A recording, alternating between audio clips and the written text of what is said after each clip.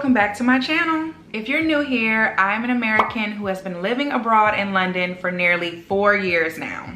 And since I moved to London in 2019, I have lived in 4 different flats. They were all pretty different, so I feel like I definitely have enough renting experience to share some knowledge with you all today. So today we're gonna talk about everything renting in London, flat sharing, finding flatmates, a little bit about the cost, and of course, everything I wish I knew before I began. So let's start with the most important thing, which is finding a flat.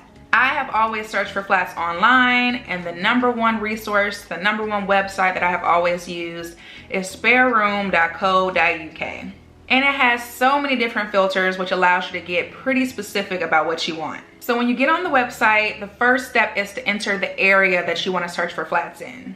And whenever someone's asking me for advice or I'm doing a Pick Pages brain session, one of the #1 questions is, what area should I live in London? And my answer to that question is always the same, and that is to choose the area that makes the most sense for your daily life.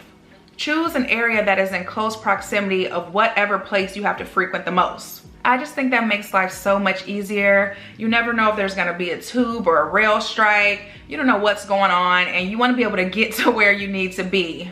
When I originally moved to London, I came to study. So I actually lived on campus for the full duration of my classes, which was a total of 6 months. I never had a reason to be late for class because I walked there. It was just the best option for me. So of course, I'm not saying that you have to live next door to your job, but if it's a quick bus ride away compared to 3 trains and a bus, I think you guys get where I'm going with that. So anyway, after I completed classes, I decided that I wanted to venture out and search for my first real London flat. And that's when I began searching on SpareRoom. I would say SpareRoom is probably the best website to use if you're also searching for a flatmate or flatmates plural. It can be pretty expensive to live in London. So having someone to split that rent with and split those bills with is pretty nice. But I know that there's some people who prefer to live alone, and you can definitely find, studios and 1-bedrooms on SpareRoom. But there are also other websites that you might find better luck on, like rightmove.co.uk or Zoopla. Those websites primarily feature, empty flats that you could just move into. They're usually posted by a landlord or an agency. Whereas on SpareRoom, it might be an advertisement that's put up by the current tenants. For the purpose of this video, we'll pretty much focus on having a flatmate, since that is my experience and what I know best. For my last flat, I was actually moving in with a friend. We found our flat on Rightmove. And the last option that I want to share for searching for a flat is actually Facebook. When I first moved out of that student accommodation, I was searching on SpareRoom and I did a lot of viewings, but I actually ended up finding my first flat and flatmate on a Facebook group called PLC Housing in London. And it's basically a Facebook group for people of color searching for a flat, or you could be advertising a room. Okay, now let's move on to flatmates.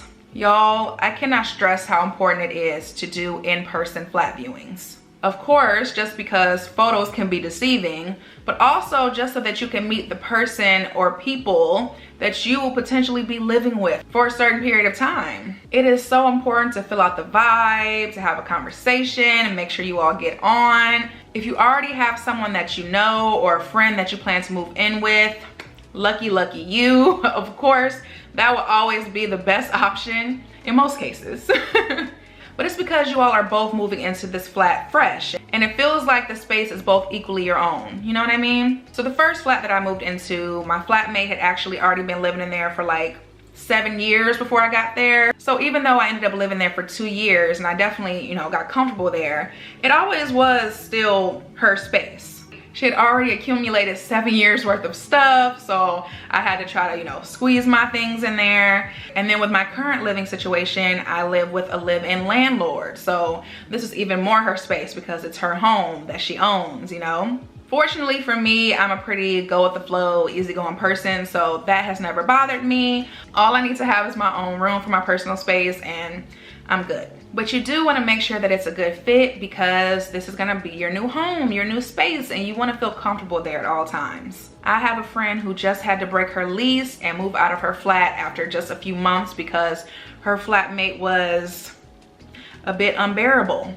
which is super unfortunate. And of course, you can never predict what's going to happen. You may end up becoming best friends with your flatmate, or you all may just be on a hire buy basis. But at the end of the day, you just want to have someone who respects you and your space in a comfortable living situation, period.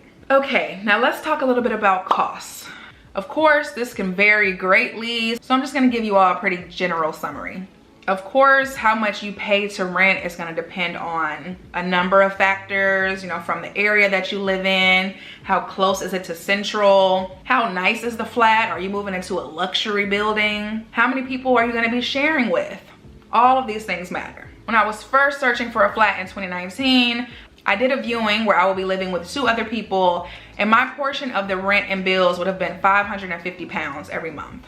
But it was a very small flat to share amongst 3 people. The bedroom wasn't teeny tiny, but it wasn't large, and the flat actually had no living room. So it was the 3 bedrooms and a very small kitchen where you could basically put your arms out and touch both sides.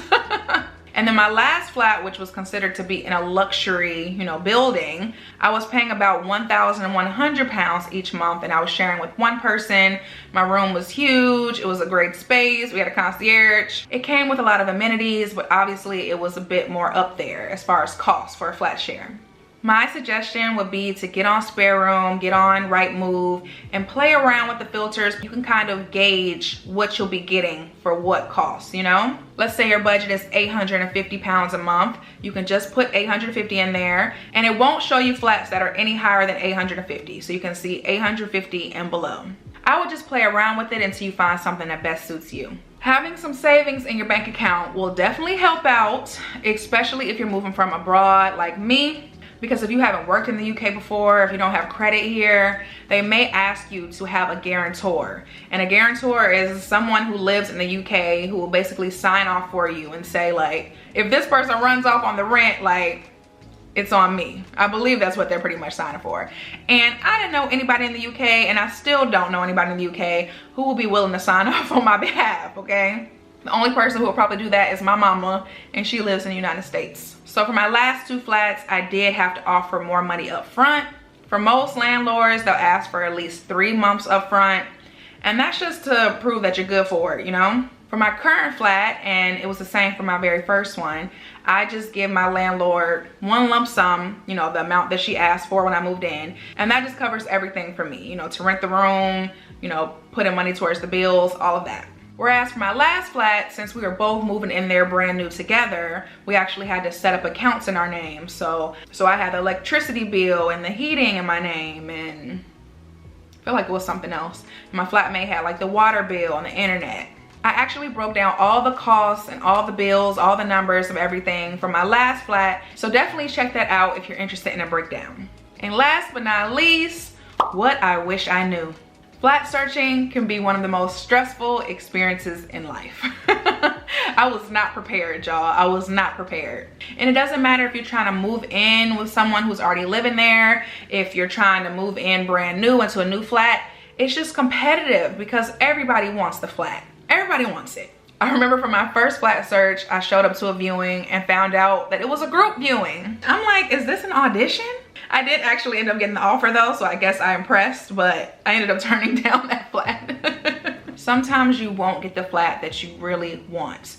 There are flats that I have done viewings for and I was like, this is it. Oh my gosh, this is the perfect fit. I want this so bad. And then it doesn't work out. They ended up choosing somebody else, or I got completely ghosted. It happens. But I'm sure that you will end up finding something better or something just as good. So keep hope alive. Flat hunting, flat searching in London is definitely quite the experience. But I also feel like it's been a pretty good one, and I've learned so much, you know, dealing with different personalities and different people's quirks. It definitely gives you more patience. If you're about to embark on your flat search journey here in London, I wish you luck. You got this. Stay strong because it will work out in the end. And I think that's it, guys. I feel like we covered a good amount, but of course, if there's any other questions that you all may have or something that you wish I had touched on in the video, feel free to leave me a comment down below. And as always, thank you all so much for watching. If you enjoyed today's video, don't forget to give me a thumbs up and hit that subscribe button, and I'll see you all in the next one. Bye.